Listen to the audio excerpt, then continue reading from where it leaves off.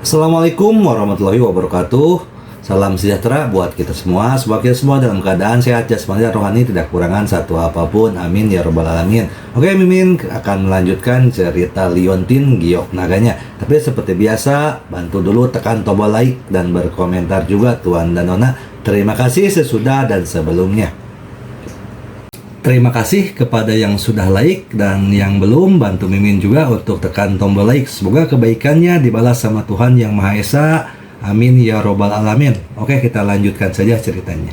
Bab 1616 sampai bab 1620. Ye Chong melihatnya dengan jelas dan mendesah dalam hatinya. Ini memang metode yang bagus. Pada saat ini, pria botak tadi bergumam lagi. Pohon anggur di sebelah pria berkerudung tiba-tiba hidup dan menusuk ke arah pria berkerudung itu. Pria berkerudung itu hanya bisa menonton tanpa daya, berusaha meronta, namun tubuhnya tidak bisa bergerak sama sekali. Detik berikutnya, tanaman merambat menembus dada pria berkerudung itu. Tubuh laki-laki berkerudung itu lemas dan tewas seketika. Tudungnya pun ikut terjatuh. Saat ini terlihat jelas masih ada rasa takut yang luar biasa di wajahnya. Ye Chong, yang bersembunyi di sudut, sangat tersentuh saat melihat adegan ini. Seni bela diri di benua elemental dan dunianya tampak sangat berbeda, tetapi kekuatan-kekuatan elemennya begitu kuat. Meskipun Ye Chong pernah bertengkar dengan Richard sebelumnya, namun elemen Gunung Richard lebih pada kekuatan dan tidak memiliki banyak gerakan mewah. Dan baru saja Ye Chong melihat kekuatan elemen api, elemen angin, dan elemen hutan, yang sungguh menakjubkan. Tampaknya orang-orang ini tidak mudah untuk diajak main-main. Khusus untuk pemimpin berjubah putih, Ye Chong bisa merasakan bahwa dia bukan tandingannya sekarang. Orang-orang ini tidak tahu apakah mereka musuh atau teman. Sepertinya bersembunyi sendiri adalah pilihan yang bijak. Tepat ketika Ye Chong sedang berpikir liar, Xiao Furong akhirnya mengangkat kepalanya. Dia hanya pemalu dan tidak mengangkat kepalanya untuk memperhatikan situasi di luar. Tapi ketika dia mendengar keributan pertempuran, perhatian Little Furong tertarik. Namun, ketika dia mengangkat kepalanya dan tiba-tiba melihat totem di pakaian pemimpin berjubah putih itu, wajahnya tiba-tiba menjadi pucat. Oh tidak, itu sekte keseimbangan, Furong kecil berseru ketakutan. Sudah terlambat bagi Ye Chong untuk menghentikannya. Meski suara Xiao Furong sangat kecil, itu cukup menarik perhatian pihak lain. Benar saja, siapa itu? Keluar, pemimpin berjubah putih sudah melihat ke arah mereka. Tidak ada cara lain, jadi Ye Chong harus berdiri dan berpura-pura tidak bersalah dan takut. Jangan lakukan itu, kami bukan orang jahat. Dengan itu, Ye Chong menarik Little Furong dan berjalan keluar. Jelas sekali, Furong kecil tampak sangat ketakutan, dengan kepala menunduk dan tubuhnya gemetar terus-menerus. Ye Chong memegang tangannya dan bisa merasakan tangannya yang dingin. Diperkirakan jika Ye Chong tidak menarik Little Furong tidak akan keluar. Faktanya, Ye Chong sudah membuat perhitungan dalam pikirannya. Furong kecil mengenali sekte macam apa orang-orang ini, dan sekarang dia sangat ketakutan. Pasti ada sesuatu yang tersembunyi di dalamnya. Namun, dia tidak bisa terlalu memikirkannya sekarang. Pemimpin berjubah putih sudah berjalan mendekat. Siapa kamu? Apa yang kamu lakukan di sini? Ye Chong masih berpura-pura takut dan berkata, kami bukan orang jahat. Kentut, dari mana asalmu di sini? Adakah orang yang bukan orang jahat? Kita di sini hari ini dan akan membunuh setiap orang yang kita temui, kata pria botak tadi. Ye Chong tidak punya pilihan selain mengatakan, saya sebenarnya bukan orang jahat, dan saya bukan dari sini. Saya bepergian dari dunia lain dan berakhir di sini secara tidak sengaja. Kentut, kamu bahkan tidak tahu caranya bohong, tapi kamu menemukan seseorang yang sangat konyol. Alasannya, apakah menurutmu kami akan mempercayaimu? Balhead mencibir. Ye Chong berkata, jangan kentut dulu. dengarkan penjelasanku dulu, aku benar-benar bepergian dari dunia lain. Semua orang tampaknya masih tidak mempercayai Ye Chong. Bagaimanapun, hal semacam ini hanya bisa dianggap sebagai legenda di benua elemental. Tapi pemimpin berjubah putih itu sangat terkejut. Bahkan jika orang normal berbohong, siapa yang akan menggunakan alasan seperti itu? Kecuali dia sakit jiwa. Memikirkan hal ini, pemimpin berjubah putih berkata dengan dingin, "Oke, jika Anda datang dari perjalanan waktu, bukti apa yang Anda miliki? Sebaiknya Anda menunjukkannya, jika tidak, Anda akan segera mati di tangan saya." Pria botak itu mengancam. Saat ini, Ye Chong masih memegang tangan Xiao Furong. Dia merasa Furong kecil menggigil semakin hebat, dan jari-jarinya terasa dingin. Ye Chong diam-diam meremas tangan Xiao Furong, menyuruhnya untuk tidak gugup. Setelah itu, Ye Chong berpikir sejenak dan mengeluarkan ponselnya dari pelukannya. Inilah yang Ye Chong Wei pikirkan, sesuatu yang ada di dunianya sendiri, tetapi sesuatu yang seharusnya tidak ada di benua elemental ini. Namun, Ye Chong tidak tahu apakah ponselnya masih bisa digunakan. Bagaimanapun, telepon telah lama terendam di bawah laut, dan mengikuti Ye Chong melalui terowongan luar angkasa yang bergejolak. Dia hanya bisa menekan tombol power dan berdoa dalam hatinya, "Kamu harus menyalakannya." Tanpa diduga, telepon itu tidak mengecewakan Ye Chong dan benar-benar menyalakannya. Harus dikatakan bahwa mesin produksi dalam negeri ini luar biasa, tidak hanya tahan air, tetapi juga kuat, bahkan lebih kuat dari ikan lentera itu. Namun, ponsel hanya memiliki satu baterai tersisa. Lagi pula, dia sudah berjalan di hutan kematian selama berhari-hari. Jika itu ponsel Yali, mungkin baterainya akan habis. Semua orang tercengang saat melihat ponsel yang dikeluarkan Ye Chong. Mereka tidak tahu untuk apa kotak persegi kecil ini. Seharusnya itu bukan semacam senjata, bukan? "Apa ini?" Pemimpin berjubah putih itu bertanya dengan hati-hati. Ye Chong membuka album foto di ponselnya dan menunjukkannya kepada pemimpin berjubah putih. "Benda ini disebut ponsel, ini adalah hal yang sangat umum di dunia kita. Anda dapat mengambil foto dan menyimpan pemandangan di layar. Lihat," kata Ye Chong sambil menyerahkan telepon kepada pemimpin berjubah putih. Ketika pemimpin berjubah putih melihat layar di tangannya, dia sangat terkejut. Di layar ponsel terdapat gambar pemandangan desa Xiaoye yang pernah diambil Ye Chong sebelumnya. "Mengapa ada desa di sini?" Pemimpin berjubah putih itu bertanya dengan bingung. "Jika Anda tidak mengetahuinya lebih baik, Anda akan berpikir bahwa ini adalah semacam kekuatan elemen luar angkasa aneh yang benar-benar dapat memasukkan sebuah desa ke dalam kotak." Pemimpin berjubah putih itu bahkan menggunakan tangannya untuk mengambil layar, hanya untuk menyadari bahwa itu palsu. Ini bukan lukisan, lukisan ini terlalu hidup," kata pemimpin berjubah putih itu dengan terkejut. Ye Chong menjelaskan sambil tersenyum, "Ini adalah teknologi di dunia kita yang disebut fotografi." Kemudian, dia menunjukkan kepada pemimpin berjubah putih bahwa dia bisa menggeser untuk beralih ke foto lain. Gambar selanjutnya adalah gambar bunga matahari. Pemimpin berjubah putih itu tidak mengerti apa itu fotografi.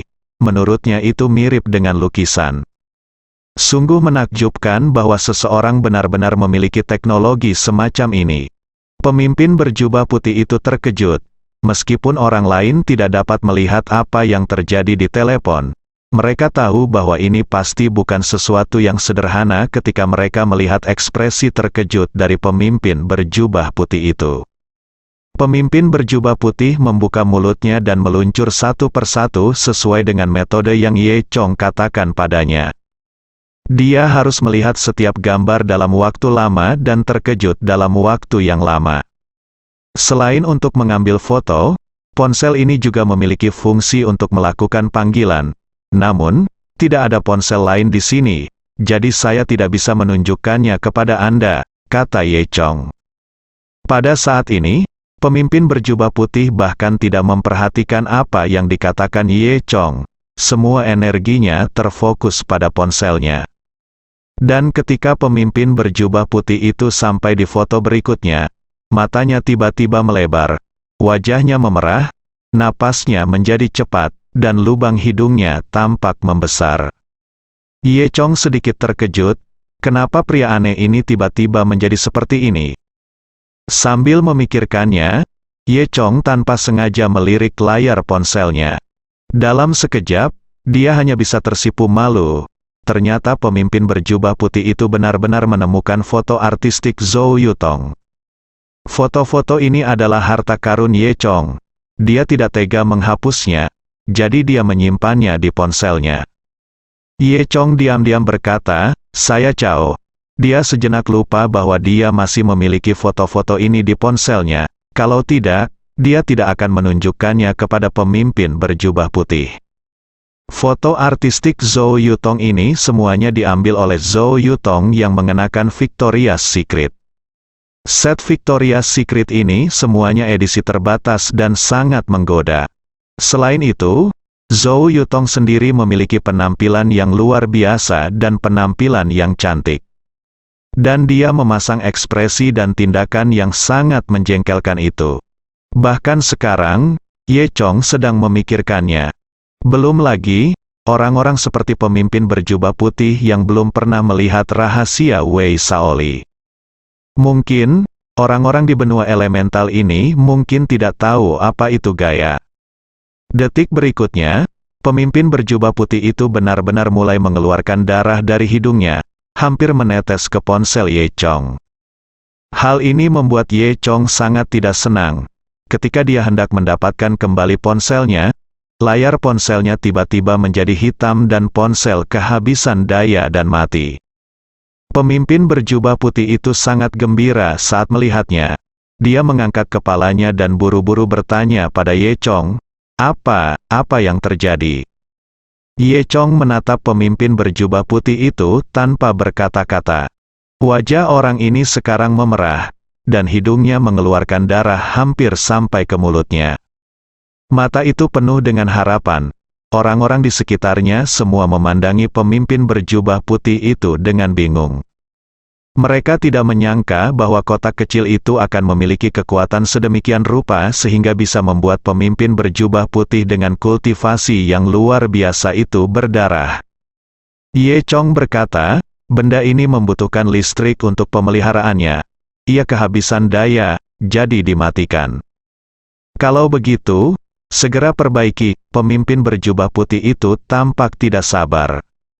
Ye Chong menggelengkan kepalanya dan berkata, tidak, pengisian memerlukan pengisi daya, duniamu tidak memilikinya, jadi tidak ada cara untuk memperbaikinya.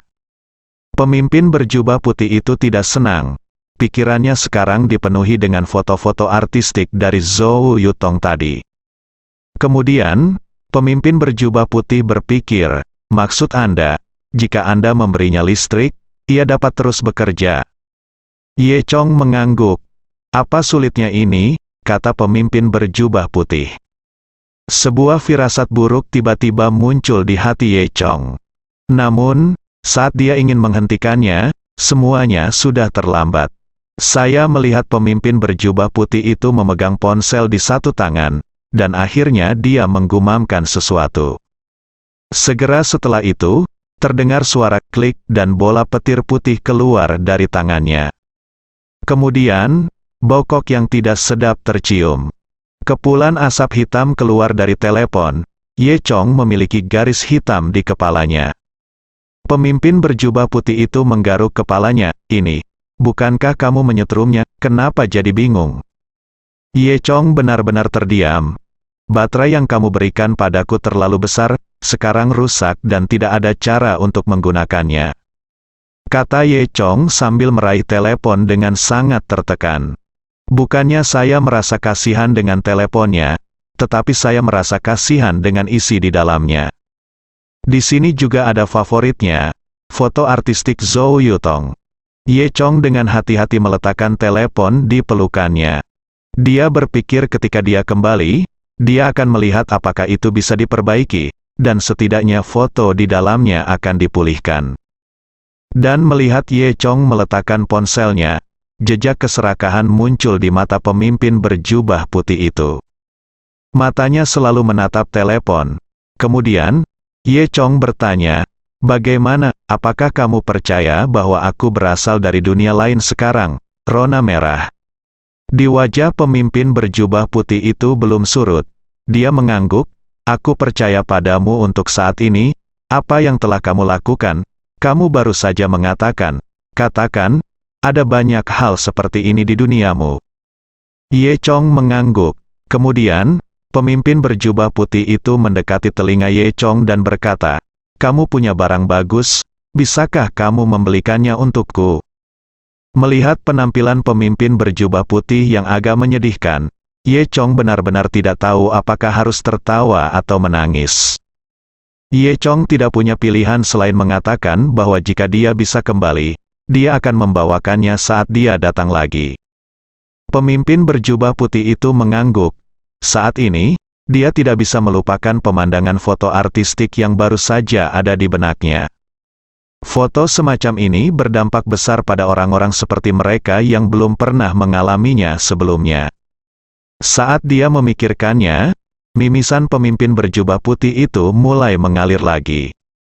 Orang-orang botak di sebelahnya tercengang. Dia dengan cepat berkata, "Kapten Aaron, apakah Anda baik-baik saja? Apa yang begitu kuat?" Baru saat itulah Ye Chong tahu bahwa pemimpin berjubah putih itu bernama Aaron. Wajah Aaron memerah, bukan apa-apa, benda ini berdampak besar, itu aku. Kebanyakan orang benar-benar tidak bisa menggunakan benda ini." Mendengar ini, Balhead dan yang lainnya memandang Ye Chong dengan kagum. Tanpa diduga, dia memiliki harta yang begitu kuat di tangannya sehingga bahkan Kapten Aaron yang terkenal pun hampir tidak dapat menahannya. Ye Chong hanya bisa menahan senyumnya dan hampir menderita luka dalam. Kemudian, Aaron memandang Furong kecil di sebelah Ye Chong. Di mana dia? Ketika Furong kecil ditanya, dia menjadi semakin ketakutan dan tubuhnya semakin bergetar. Dia hanya menundukkan kepalanya dan tidak berbicara, bersandar pada Ye Chong. Ye Chong berkata, "Yah, ini saudara perempuanku, dia datang dari dunia luar bersamaku." Meskipun Ye Chong tidak tahu mengapa, Furong kecil sangat takut dengan apa yang disebut sekte keseimbangan ini. Namun, untuk menghindari masalah, Ye Chong hanya berbohong. Pikiran Aaron masih tenggelam dalam foto-foto artistik tadi, jadi dia tidak ragu lagi. Ye Chong mengambil kesempatan itu untuk mengatakan, "Ngomong-ngomong, setelah kami antar jemput ke sini, kami tiba di sini. Kami sedang memikirkan cara keluar, lalu kami bertemu denganmu."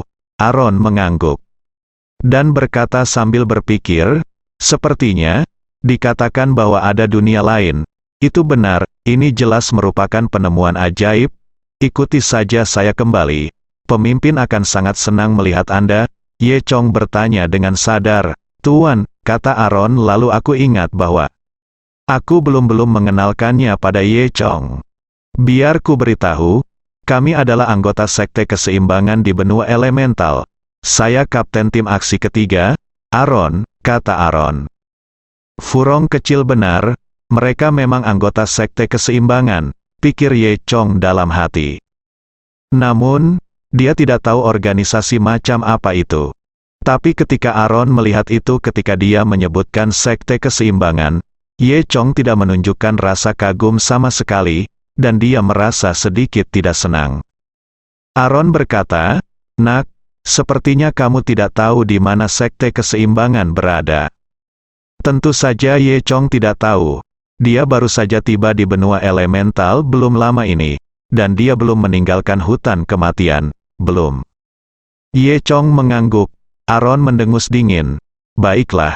Aku akan memberitahumu hari ini, agar kamu tidak ditertawakan nanti." Dengan itu, Aaron mulai berbicara tentang Sekte Keseimbangan.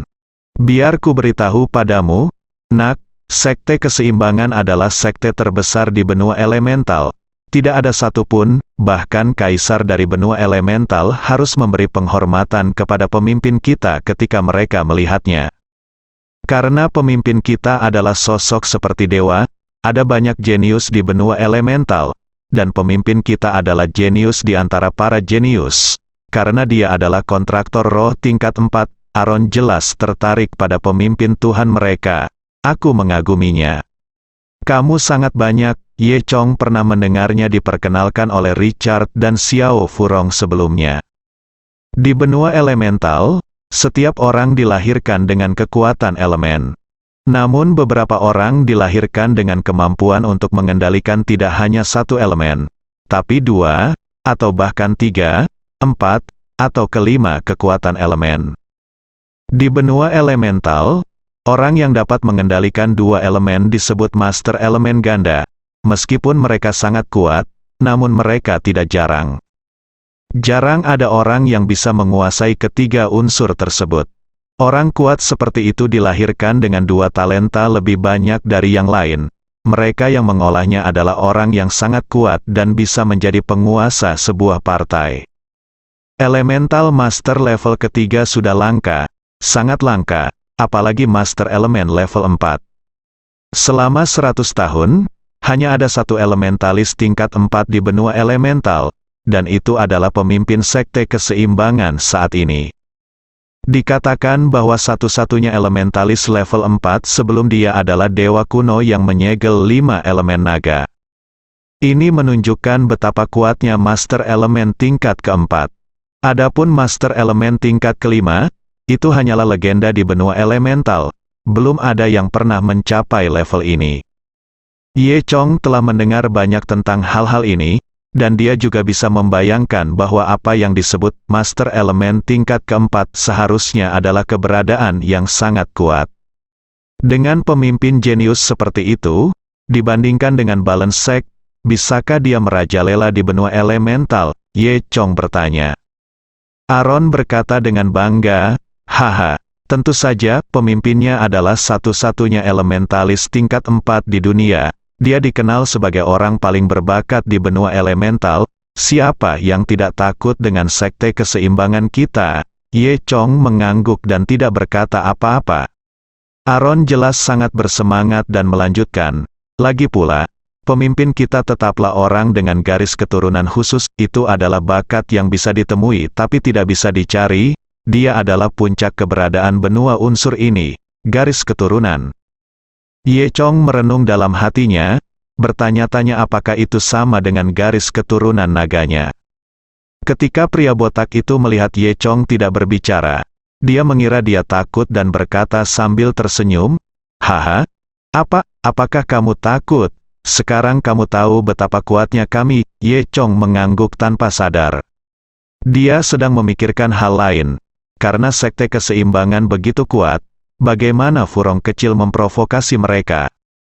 Dari penampilan Little Furong, sepertinya dia telah mencuri jatah dari balance sect.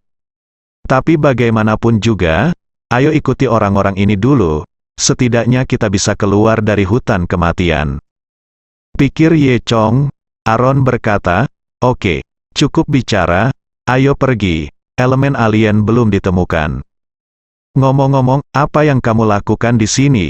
Ye Chong bertanya. Aaron berkata, kami di sini untuk menangkap elemen alien. Aaron tidak menyembunyikannya, lagi pula, dia akan membawa Ye Chong bersamanya. Alien? Ye Chong memandang orang yang baru saja terbunuh. Haha, kepala botak itu terkekeh.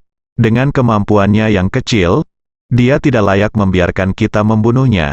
Kita hanya mengambil kesempatan untuk membunuh semua orang yang kita temui di hutan kematian, kata kepala botak itu seolah.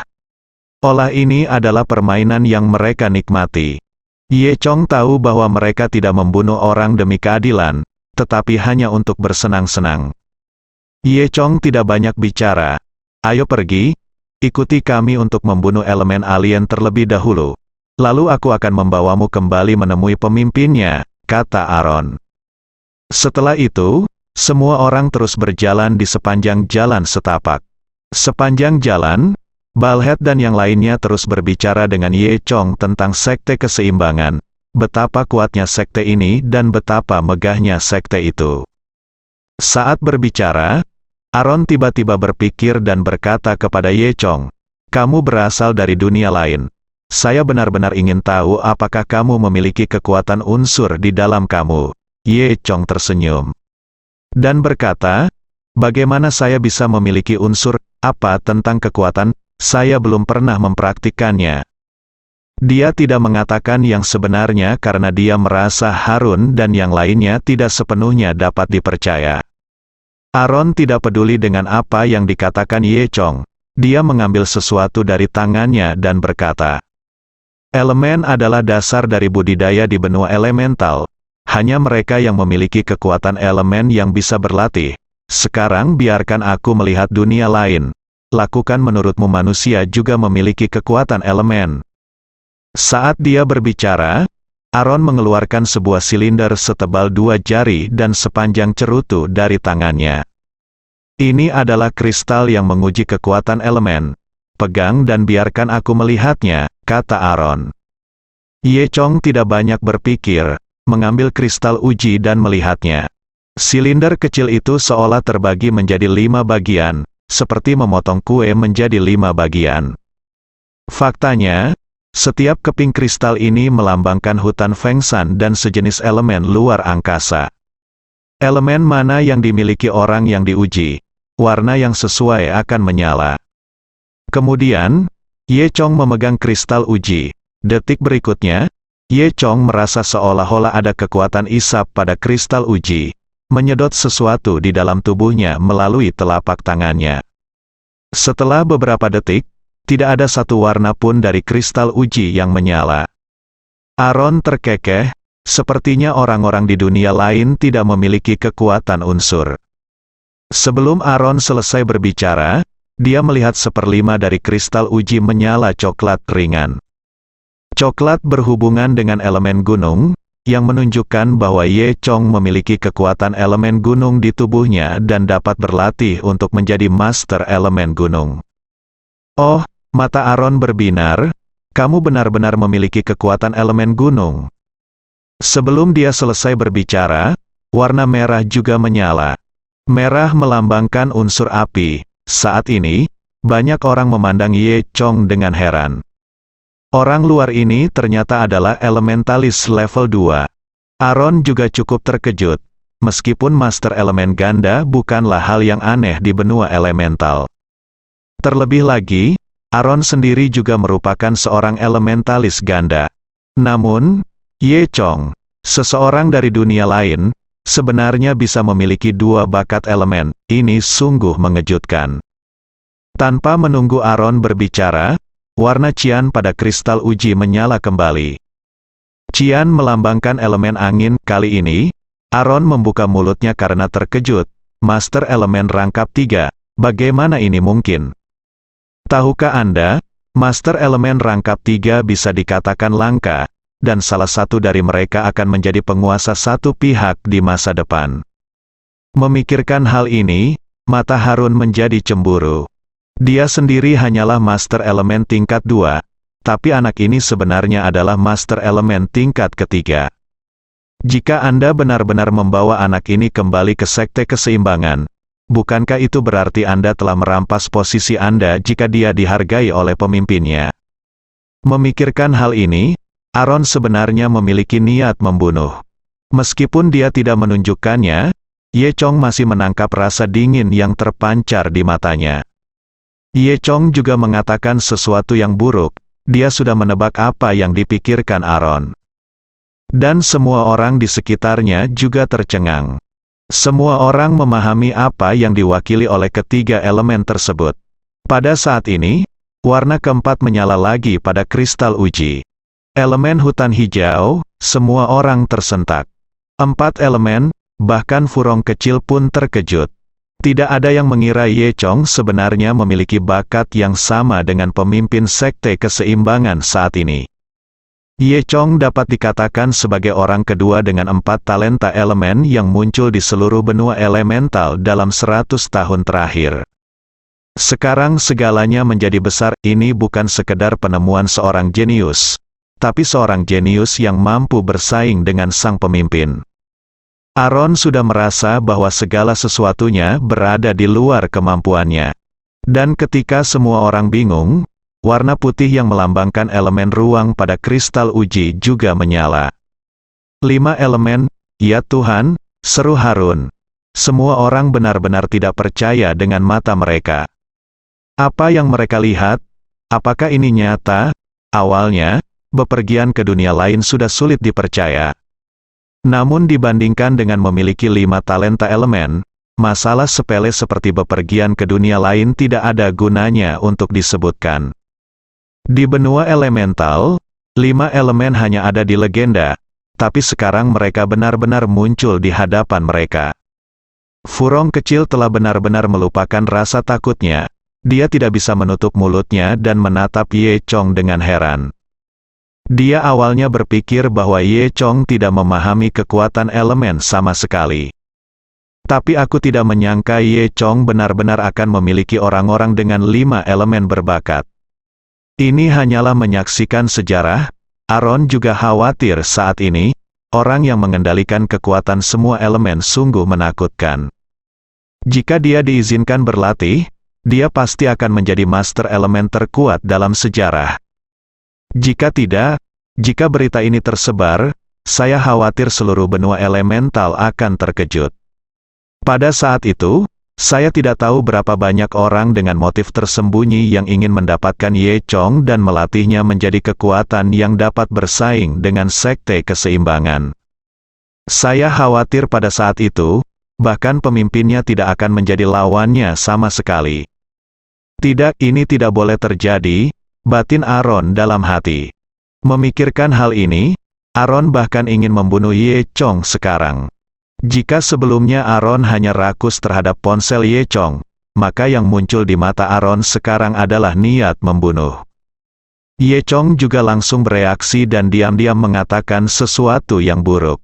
Dia menyesal menguji kekuatan elemen apapun. Ye Chong tahu betul bahwa manusia biasa tidak bersalah, tapi dia bersalah karena membawa batu giok. Pemimpin mereka adalah elemen keempat, namun sebenarnya dia memiliki kekuatan elemen kelima yang lebih kuat dari pemimpin mereka. Bukankah itu hanya mencari kematian? Ye Chong memandang Aaron dan yang lainnya dengan gugup. Dengan kekuatannya saat ini, dia bukan tandingan mereka. Namun, niat membunuh tanpa akhir ini melintas di mata Aaron dan menghilang di detik berikutnya. Karena Aaron tidak lagi berhak memutuskan apakah akan membunuh Ye Chong atau tidak, dia ingin mengambil kembali Ye Chong dan membuat pemimpinnya menghukumnya. Sekarang kita hanya bisa menstabilkan Ye Chong dulu. Untung saja anak ini mempunyai bakat, namun ia belum pernah mengembangkannya, sehingga ia bukanlah ancaman. Memikirkan hal ini, Aaron tertawa dan berkata, "Apa yang terjadi? Pasti ada yang salah dengan kristal uji ini. Kristal uji ini sudah terlalu lama digunakan. Pasti sudah tua." Kepala botak pun berkata sambil tersenyum.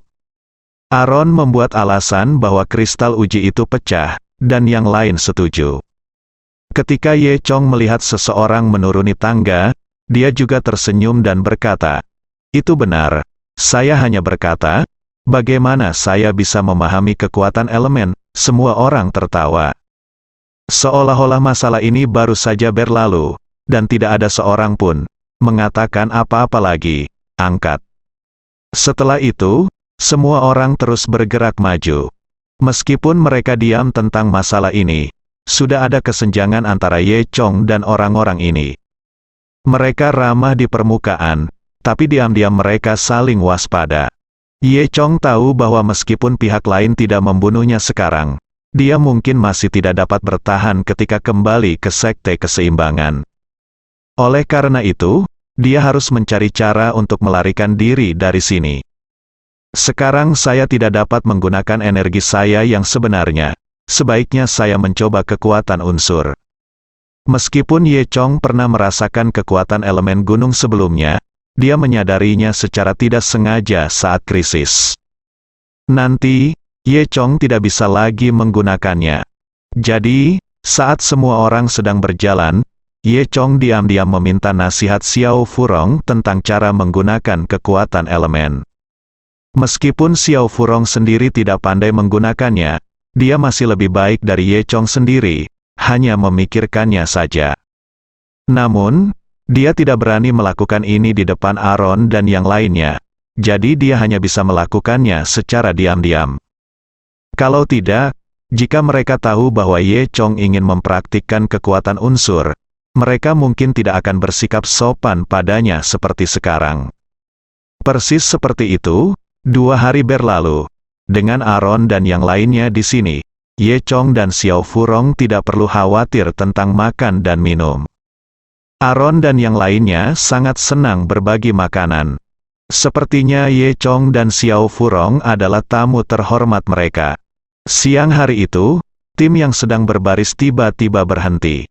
Karena mereka kehilangan jejak molekul asing tersebut. Karena di hutan kematian ini, elemen Lin bisa mengerahkan kekuatan terbesarnya. Oleh karena itu, pria botak itulah yang merupakan master elemen Lin yang memimpin semua orang maju. Aaron bertanya pada kepala botak, apa yang terjadi? Kepala botak tampak bingung dan berkata, elemen alien itu sepertinya memasuki tempat yang aneh. Tempat yang aneh? Aaron tampak bingung. Kemudian dia berpikir keras. Tiba-tiba, Aaron sepertinya memikirkan sesuatu, dan ekspresinya berubah. Tidak mungkin, itu tidak mungkin reruntuhan kuno legendaris tempat Lin Yuanlong disegel, kan? Setelah pengingat Aaron, kepala botak itu tampak seperti itu. Juga menyadarkanku, oh, itu sangat mungkin. Apa yang paling disukai alien ini untuk dipelajari adalah naga unsur kuno. Mungkin dia benar-benar menemukan alamat segel Lin Yuanlong. Bawahan lain juga berkata, itu benar. Sudah ada legenda sejak lama. Waktu itu dikatakan bahwa naga berelemen Lin disegel di hutan kematian. Pantas saja dia ingin datang ke sini. Sepertinya dia benar-benar telah menemukan tempat penyegelannya, kata si kepala botak. Aaron menyipitkan matanya, kita tidak bisa membiarkan dia melepaskan naga elemental Lin, kita harus membunuhnya dulu. Kemudian, dia melihat ke kepala botak dan memerintahkan, sekarang, tentukan lokasi spesifiknya. Kepala botak menghadap Aaron mengangguk, kemudian, dialah satu-satunya yang berjalan ke ruang terbuka dan memejamkan mata. Dia membentuk segel dengan tangannya dan menggumamkan sesuatu. Tiba-tiba, pepohonan di sekitarnya tiba-tiba berhenti bergerak tanpa ada angin. Ye Chong bisa merasakan kekuatan elemen Lin yang berasal dari Master Elemen Lin. Kekuatan elemen hutan ini, dikelilingi oleh hutan, terasa seperti ikan di air dan menyebar ke segala arah secara instan. Melihat kebingungan di wajah Ye Chong, Aaron di sebelahnya tersenyum. Dia menjelaskan kepada Ye Chong, sekarang dia menggunakan kekuatan elemen hutan untuk menjelajahi lokasi molekul asing, mengandalkan berkah hutan, dia dapat mendeteksi situasi setidaknya 500 km jauhnya. Ye Chong tercengang. Rentang yang sangat luas, berapa banyak energi yang dikonsumsi. Bahkan dojo istana naga Ye Chong hanya mampu mendeteksi jangkauan desa daun kecil, Yiku Yue. Tampaknya kekuatan elemen ini memiliki kegunaan magis yang tak ada habisnya. Tak lama kemudian, sepertinya si kepala botak telah mendeteksi pesan tersebut dan tiba-tiba membuka matanya. Saat ini, keringat muncul di dahinya. Jelas sekali, menggunakan teknik deteksi yang begitu kuat barusan juga sangat menguras tenaganya. Pria botak itu tersentak dan berkata, "Kapten, sudah terdeteksi, jauh dari kita, sekitar 300 km jauhnya." Ye Chong terkejut lagi, dan akhirnya mengerti alasannya, mereka tidak bisa keluar apapun yang terjadi. Ternyata hutan kematian ini luas sekali, dan ini mungkin belum berakhir. Aaron mendengus dingin dan berkata, kita tidak boleh membiarkan dia melepaskan Lin Yuanlong sebelum kita. Kemudian, dia berbalik untuk melihat 2 orang di belakangnya dan berkata kepada mereka, percepat. Kedua orang itu mengangguk. lalu mereka berdiri di kiri dan kanan tim. Kedua orang ini sama-sama adalah master elemen angin, dan dengan elemen kedua Harun sebagai elemen angin, total ada 3 master elemen angin. Aaron berdiri di depan tim. Aku melihat mereka bertiga, tangan terkepal, menggumamkan sesuatu di mulut mereka, seolah-olah mereka sedang bekerja sama untuk memindahkan sesuatu. Beberapa detik kemudian, Furong kecil menjerit dan dengan cepat meraih Ye Chong. Kembang sepatu kecil benar-benar melayang. Faktanya, tidak hanya Little Furong, tetapi semua orang termasuk kaki Ye Chong perlahan meninggalkan tanah, sekitar 20 cm. Di bawah kaki semua orang, sepertinya ada aliran udara yang menyeret mereka.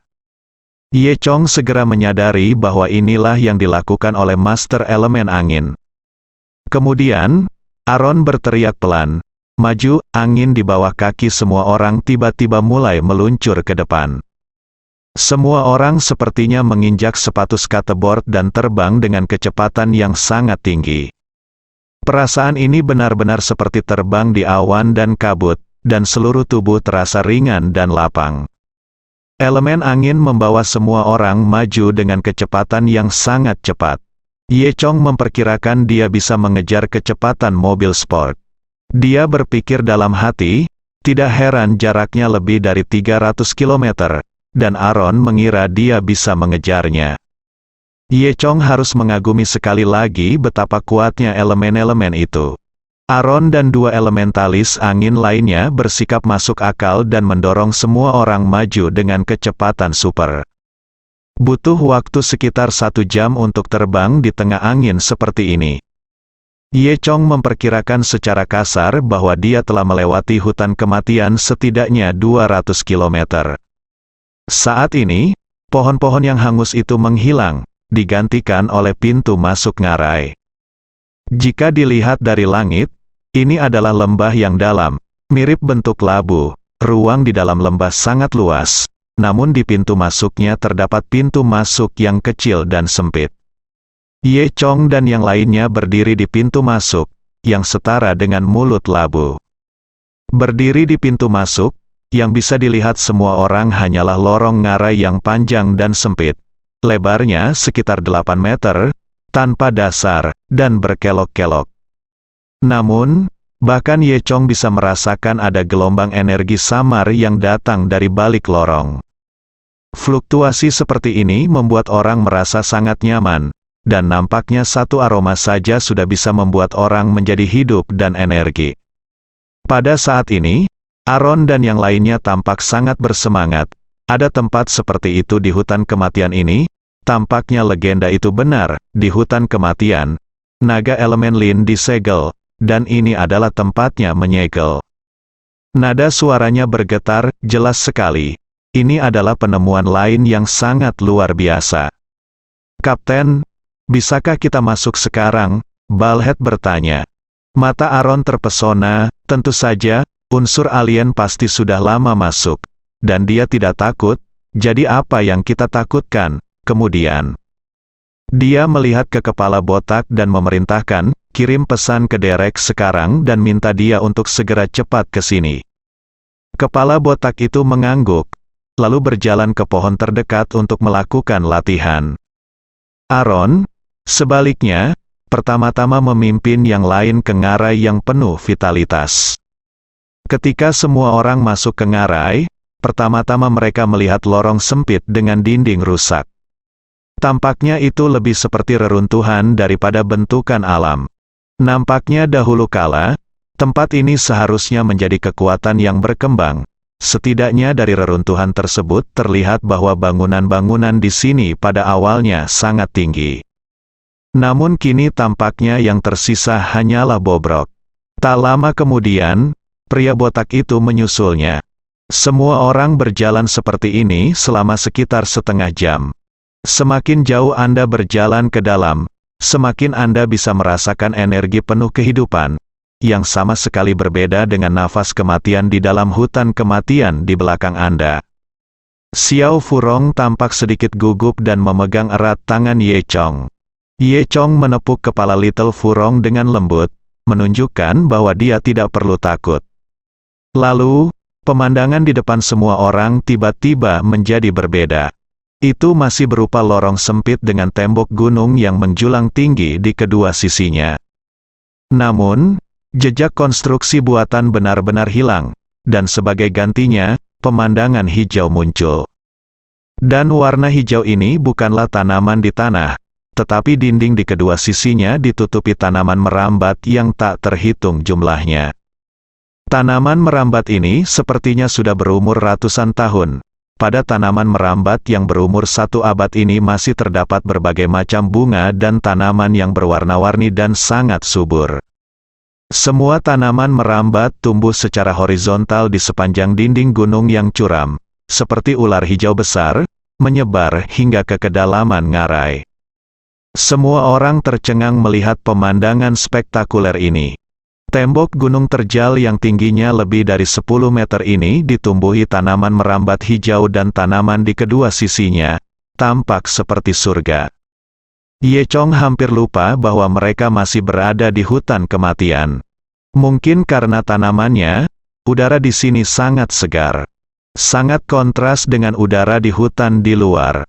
Melihat pemandangan yang begitu hidup, Aaron dan yang lainnya memastikan bahwa Lin Yuanlong, yang melambangkan vitalitas, disegel di sini. Semua orang terus berjalan ke depan selama setengah jam. Semakin jauh mereka berjalan, semakin Ye Chong merasa ada yang tidak beres. Dia melihat lebih dari sekali tanaman merambat ini berayun perlahan. Namun, ketika dia ingin melihat lebih dekat, tanaman merambat itu berhenti bergerak. Ye Chong mengira dia terpesona. Tepat setelah semua orang berbelok, terjadi perubahan. Tiba-tiba, sebuah batu besar tiba-tiba jatuh dari udara. Jika kedua orang itu tidak bereaksi cepat dan melompat menjauh, mereka akan dilempari batu sampai mati. Sebelum ada yang sempat melihat apa yang terjadi, tiba-tiba seseorang berteriak, "Bersambung!"